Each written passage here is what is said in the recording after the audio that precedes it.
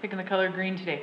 Okay, so oddly enough, like slopes we take of straight lines, but you can actually use many, many, many straight line slopes that are moving in very small increments to get where we call it the slope of a curve. I actually did it for my door to get all those curved lines, and some of them you can see aren't perfect, but I think I did pretty well. But like that big red one, I had to take little tiny pieces of tape, and in small increments, I created that curve to allow me to paint the curved lines and kind of get that crisp black versus red line on it. So I actually applied this in my art that I did on the door. So, you know, I was pretty excited when I did it. And it's kind of cool to, it was a lot of work, but I really love it. And I think if I ever move, I want to take my door with me. So, okay, slope of a curve. We need to remember slope. So slope is the Greek letter delta means change. That's in math, it means change. So I'm looking at delta is the fourth letter in the Greek alphabet. The Greek alphabet's at the back, and this would be a capital delta.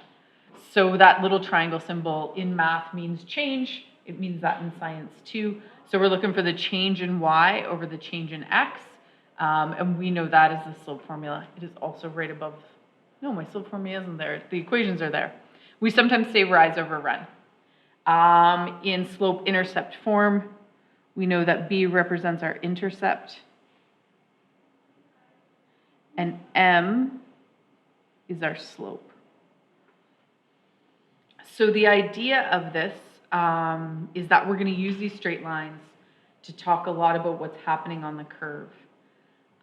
We also know that parallel straight lines have equivalent slopes. So that means they have the same slope.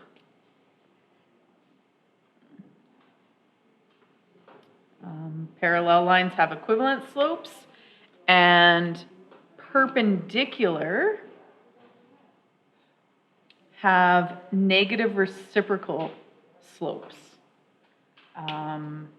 Okay, so if I give you a slope of 2/3, the slope of a line that's perpendicular to that, so a perpendicular slope, reciprocal just means we're going to flip that fraction upside down, and the negative just means we're going to change the sign. So if it was positive, it will now be a negative 3/2. And the upside down T is for perpendicular, because the lines meet at 90 degrees. Okay, so some things that you were supposed to learn in grade 9 and no one taught you. Like, no one gets to the circle unit, so we'll just run through these really quick. Secant lines are lines that cut the curve, like they go through 2 points on a curve. We did them in grade 9 in relation to circles, but they can apply to parabolas or any curved line, not necessarily parabolas, it could be any curved line. If it cuts the curve twice, we call that a secant line. A tangent line, although this looks like it touches in many places, it doesn't. It touches the curve in one place only. It doesn't cut, it's one connecting point. So it connects in one place or on one point. Secant lines will have 2 points on the curve. Okay, so tangent lines are going to come into play. You might use them later on. I don't, like I said, grade 9 is when we would have taught you this. We did not do that. I did not make it to circles with my grade 9s. So a secant line is a straight line that passes through the circle or small portion of a function curve, 2 distinct points. Tangent line, it touches once. So that's the difference. I don't know how to remember that. I don't know. I just know tangent lines. So everything else has to be the other one. Okay, finding slopes. To find the slope of a secant line, you follow the same steps you would in grade 10. Easy peasy, right? We know how to do that. Tangent lines are a little different because we only have one distinct point to work with. This is a property of a circle. The center of the circle to the point of tangency will meet at a 90-degree angle. So keep that in your back pocket. It's not really relevant here, but just know that that is a right angle when you go from the center of a circle to the point of tangency. Going back to grade 9, you know the slope of a tangent line is perpendicular to a circle's radius. Like I said, we didn't really teach you that, so we're going back to 2 minutes ago. So if they are perpendicular, what do we know about the slopes? If I know the slope of this line, what do I know about the slope of this line? It's going to be its negative reciprocal, right? So just remember that relationship. So many words in this lesson. The slope of a tangent at the point of tangency on a curve can... Oh, sorry. Thank you. Point of tangency on a curve can be estimated using a second point and the slope of the resulting secant line. The closer the second point is to the point of tangency, the shorter the secant line is. I don't know if that makes sense, and there's too many lines on this to see. Thus is more accurate, but sometimes it's really hard to do. Okay, so let's look at, so our point of tangency is A, okay? Point of tangency is A, and we are looking at the second point. So as the second point approaches the first point, so this is like my anchor point. Everything is going through that.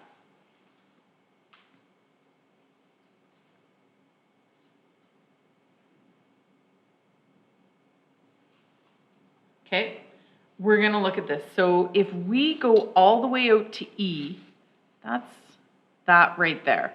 So that's that line right there. It's the longest point out there. And what I'm trying to say is the closer that this second point gets to the point of tangency, so A to B is going to be way more accurate than A to E.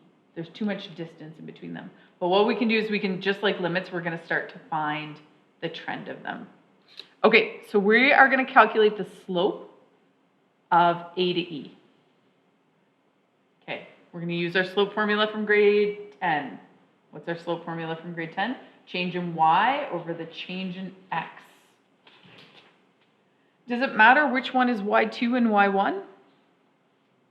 It doesn't matter. You just have to be consistent. So the slope is going to be 8 minus 0 over 3 minus 1. Your points always have to stack on top of each other. That's the most important thing with the slope formula.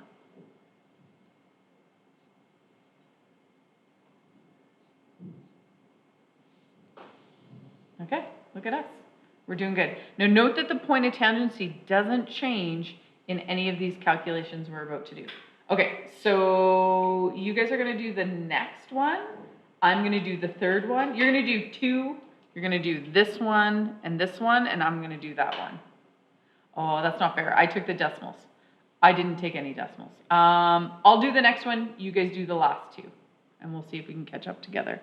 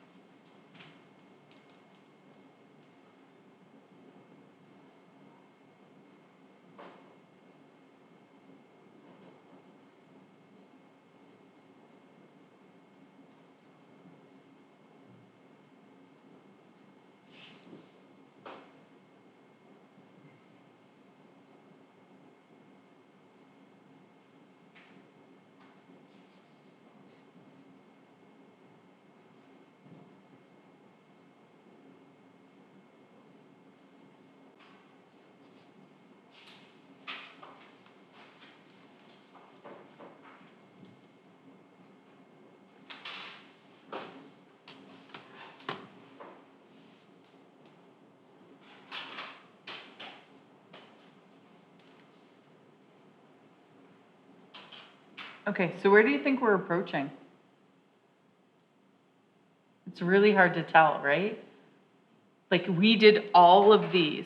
we did B, C, D, and E. We did those 4 calculations, but it's still kind of hard to tell where we are approaching. Like, are we approaching 2, or are we going to 0, or are we going to negative infinity? Like, it's kind of hard to tell. So we got to get smaller. And like, that's the whole thing about calculus. It's about small increments. So if you flip the page over, I just copied this table down so that you could see how we progressed in the slopes. And remember, I'm calculating the slope from my point of tangency. So A was 1, 0. So you see that repeat in all of them, right? So what we did was we got really, really accurate from the left-hand side. So we're getting things leading up to 1. So small increments leading up to 1. And from the right-hand side, so greater than 1, but going backwards to 1. So this one's coming from the left. So all my values, my y values are negative. So where am I approaching? Now doing it in smaller increments. We're approaching 2. And if we look at it from the right, we're approaching 2. So our slope is approaching 2. Because sometimes doing it, even though those were like nice decimals and we were going by quarters, it just was still too big. Like, we were going by halves and stuff like that. It was still too big. So calculus really is the measure of really, really small things. Okay. So if we want to calculate this, and you can use limits to calculate your slope too. All right. So do you guys recognize this as a parabola? Could you create the equation of this parabola? Oh wait, it's given. The equation's given. All right. So what we know is that for every x value, we have to calculate y using this, right? Easy peasy. So when we go over here, our x value is this, because we make up those x values, -2, -1, 0, 1, 2, and then our y value is the actual function. All right.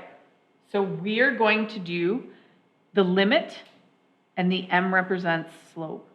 So I'm going to replace, and why do I have x approaching 1? What is that? That's my point of tangency. So tangency, I can't talk and spell at the same time. I only have, so that's where that x to the 1, like if you're, like we use non-permissible values, we used infinity, like when we were looking for asymptotes and things like that. Now what we're gonna do is we're approaching the point of tangency.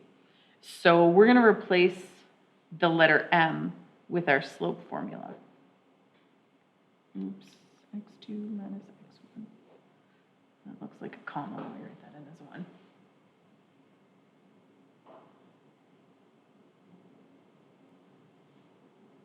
All right, so now we're going to fill in these values. I'm going to start with my algebraic form first. Oh, I can't even spell limits today. That's not good. So I'm going to have x squared minus 1.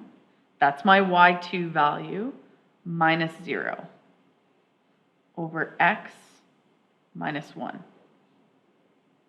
And that's my x2 value. So the points are still, again, I'm just calculating slope. This time I'm using algebra.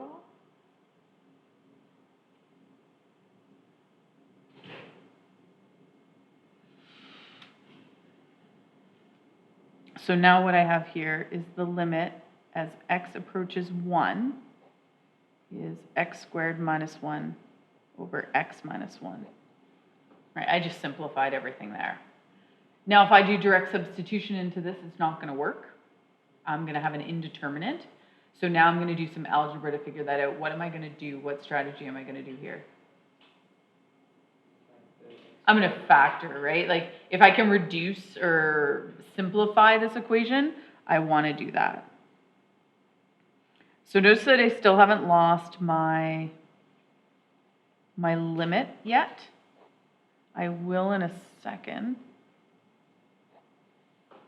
And so now we're going to cancel these out.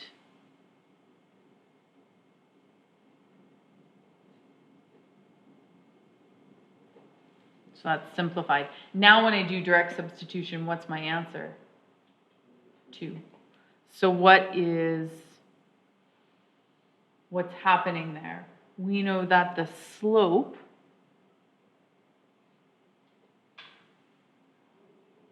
of y equals x squared minus 1? Minus 1, yep. At x equals 1 is 2.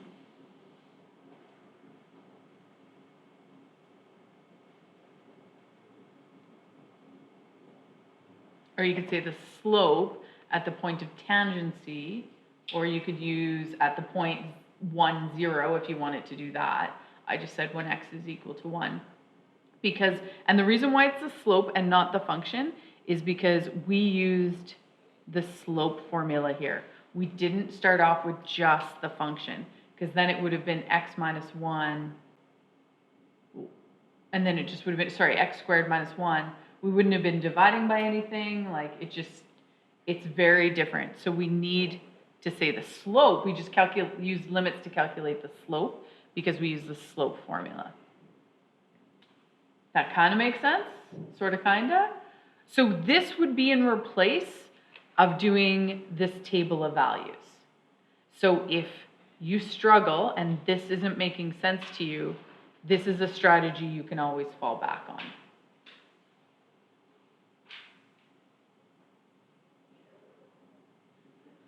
Sorry.